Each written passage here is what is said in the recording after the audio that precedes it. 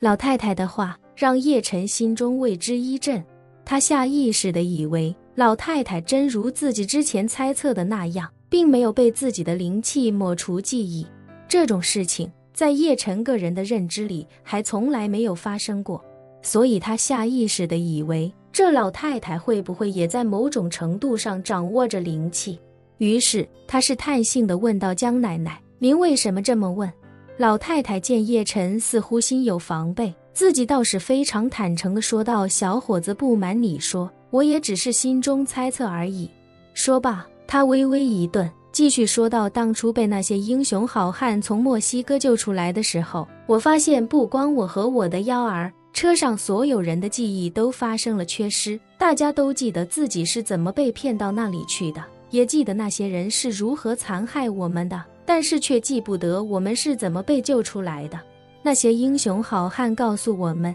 是他们使用的某种催泪瓦斯还是什么东西，让我们的记忆出现了缺失。一开始我也信了，但很快我又意识到一个问题。说到这儿，老太太下意识地摸了摸自己的右手手腕，认真道：我有一个祖传的手镯，那个东西很像鸡血藤，看起来可能连5块钱都不值。在我记忆缺失之前，我能确定它还在我的手上，但当我从大巴车上醒过来的时候，它就已经不在了。说罢，老太太又急忙解释道：小伙子，你不要误会，我老太婆不是怀疑有人偷了我的东西，我是怀疑是我自己，在我记忆缺失的那段时间里，把那个东西送给了别人。毕竟那东西看起来一文不值，在当时那种情况下，绝对不会有人偷它，唯一的可能就是我自己摘下来的。微微停顿片刻，老太太看着叶晨，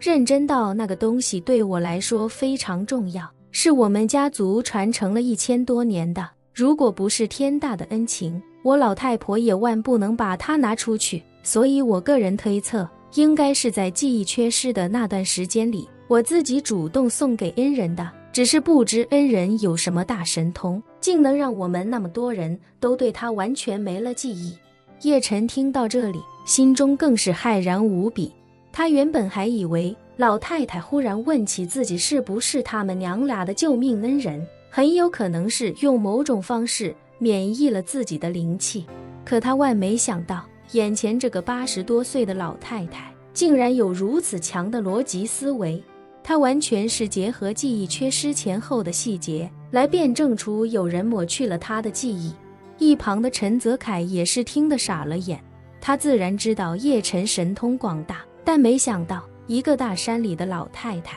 竟能用有限的线索把叶晨识破。叶晨此时心中思绪万千，他自是没想到老太太有这等思维能力，而现如今对他来说，如何解决眼前的问题才是关键。若是不想暴露自己，可以将老太太关于墨西哥的记忆全部抹除，但这明显是不人道的。而且叶晨觉得老太太虽然识破了自己，但她对自己绝无恶意，自己也没必要过分谨慎。既然老太太自己已经把话赶到了这里，那不妨就打开天窗说亮话，只有这样才能真正了解老太太的身份与背景。一念至此，叶晨也不再遮掩，郑重说道：江奶奶，我当日是带部众追杀疯狂华雷斯的华裔成员至墨西哥，才偶然间发现他们在那里囚禁了这么多无辜之人，于是便让人把你们都带出来，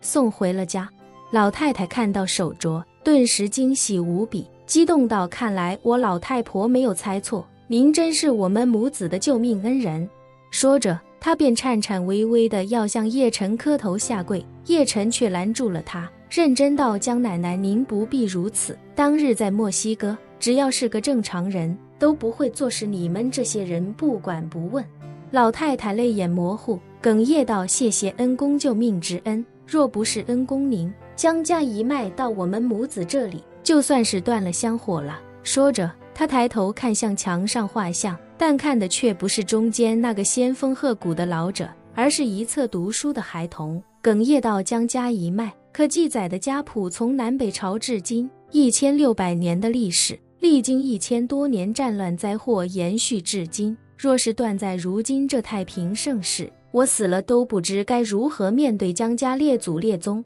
叶晨从口袋里掏出那只已经用了1/10的凤骨藤手镯，对老太太说道：“江奶奶，这是您祖传的手镯，若您不知该如何向先祖交代，这手镯您随时可以收回。”老太太看了一眼这凤骨藤制作的手镯，当她发现手镯已经缺了一部分之后，当时惊讶地问道：“这手镯，恩公您用了？”叶晨点点头，坦然道：“为了救人，用了些许。”老太太的眼神中顿时充满敬畏，她喃喃问道：“恩公果真是有大神通的人？孟老祖曾对我家先祖说起，若将来有人能使得这凤骨藤，必是掌握大神通的人，身有灵气。”当叶晨听到身有灵气4个字的时候，整个人更是震惊不已。他强压住心中惊骇，开口问道：“江奶奶，您怎么会知道这些？”老太太指着3幅画像中央那个仙风鹤骨的老者，